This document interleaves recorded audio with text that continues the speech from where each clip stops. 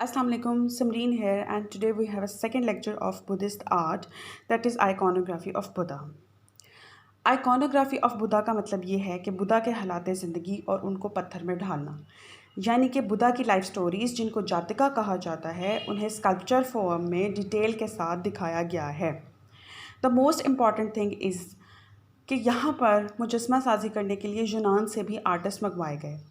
इस तरह से हमें दो तरह के स्टाइल नज़र आते हैं और दोनों स्टाइल मिलके एक नए स्टाइल को ज़ाहिर करते हैं जो कि काफ़ी फेमस हुआ, यानी कि यूरोपी और एशियाई दोनों स्टाइल हमें स्कल्पचर मेकिंग में नज़र आते हैं।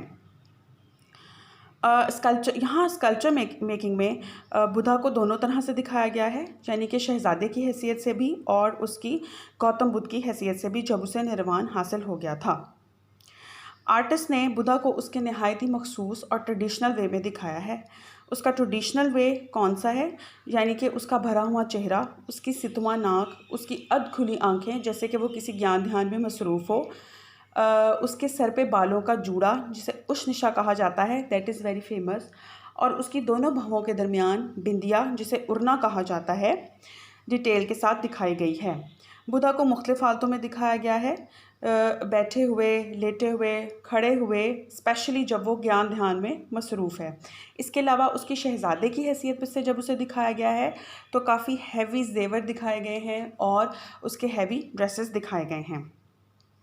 आइकॉनोग्राफी ऑफ बुद्धा यानी कि स्कल्पचर मेकिंग में हम ये देखते हैं कि दोनों तरह से स्कल्पचर मेकिंग की गई है, sculpture in round and sculpture in relief. सबसे पहले हम स्कल्पचर इन राउंड की एग्जांपल्स को डिस्कस करेंगे ताकि हमें उसकी अंडरस्टैंडिंग हो जाए। So first example is fasting Buddha. जैसे कि नाम से ही जाहिर है कि फास्टिंग यानी कि फाका कशी की हालत में दिखाना।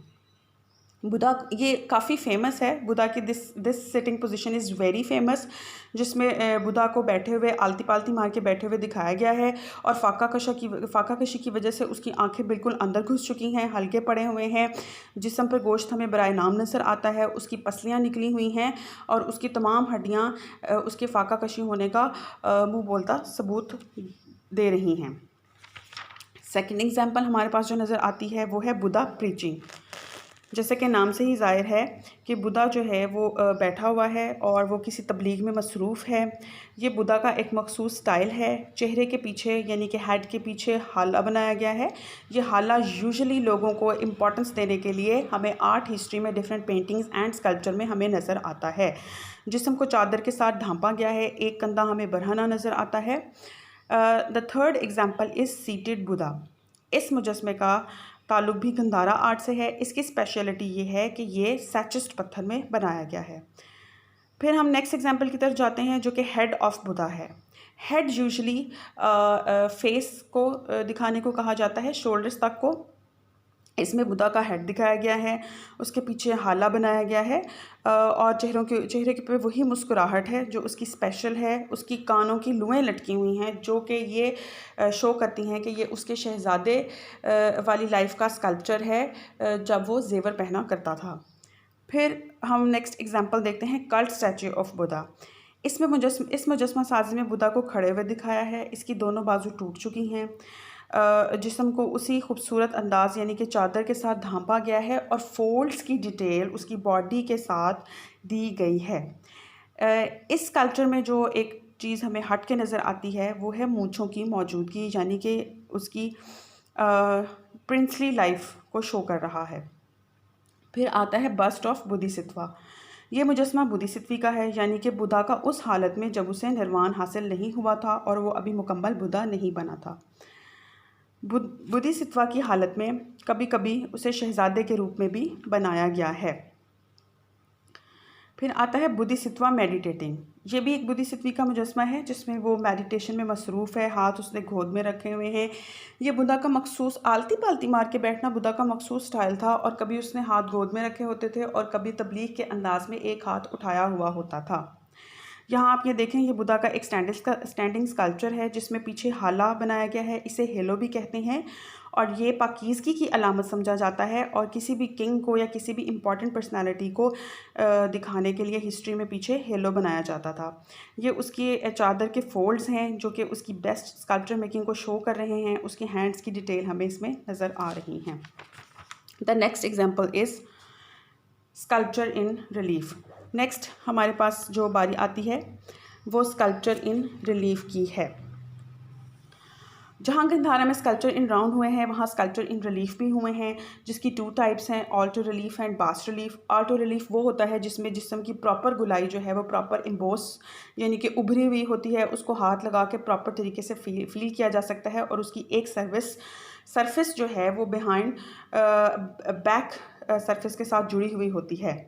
सेकेंड फॉर्म उसकी है बास्ट रिलीफ। बास्ट रिलीफ में जिस्म जो है वो हल्के उभार के साथ होता है, बहुत ज़्यादा इम्बोस्ड नहीं होता है।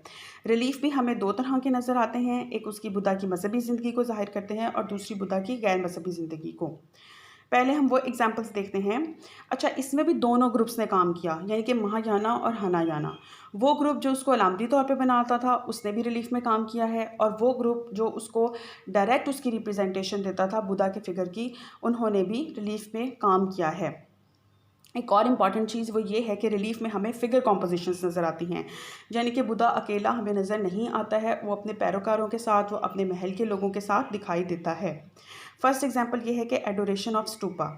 इसके नेम से ही शो हो रहा है कि ये सिंबॉलिक रिप्रेजेंटेशन है। स्टूपा बनाया गया है और रिस्पेक्ट के तौर पे लोग उसके इर्द गिर्द खड़े हैं, इबादत में मसरूफ़ हैं और नजराने पेश कर रहे हैं। सेकंड एग्जांपल इस first sermon.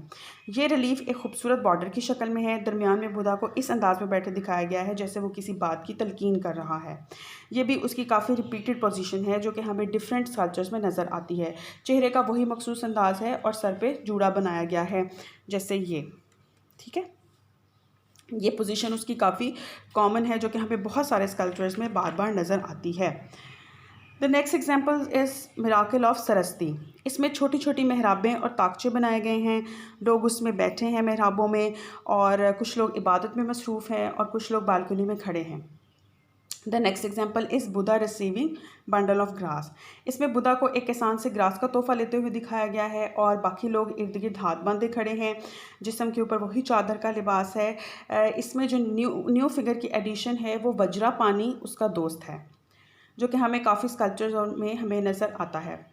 Adoration of bodhisattva headdress. Again headdress यानी कि पगड़ी उसका सिंबॉलिक रिप्रेजेंटेशन है। एक हेड ड्रेस बनाया गया है, दरमियान में एक कुर्सी के ऊपर उसका ताज रखा गया है, यानी कि उसकी पगड़ी रखी गई है, इसके ऊपर एक छड़ी है और ताज के पास ही एक मोरछल पड़ा है। दोनों एतराफ़ में इबादत करने के लिए पैरोकार खड़े हैं और कुछ लोगों ने हाथ बांधे हुए हैं। फिर है डेथ ऑफ बुद्धा। इस रिलीफ में बुद्धा की वफ़ात का मंजर दिखाया गया है। दरमियान में बुद्धा बड़ी ही पुरसकून हालत में लेटा है, चादर उसके ऊपर दी गई है लेकिन यहाँ पर आंखें उसकी बंद हैं, और उसका दोस्त भी उसके साथ खड़ा है वज्रा पानी, और तख्त के सामने 3 शख्स मखसूस अंदाज में बैठे मातम कर रहे हैं, बैन कर रहे हैं। ये उसकी रिलीजियस लाइफ की एग्जांपल्स थी। अब हम देखते हैं कि उसकी गैर मजहबी ज़िंदगी की कौन सी एग्जांपल्स हैं। सबसे पहले हमारे पास आता है बाथ ऑफ इन्फेंट बुद्धा, ठीक है। इसमें बुद्धा का बचपन दिखाया गया है, उसे एज अ चाइल्ड दिखाया गया है जब उसको कनीज़ें पकड़ के खड़ी हैं और बाकी खादमाएँ उसके ऊपर पानी डाल रही हैं। The second example is the child bodhisattva going to school in a ram cart.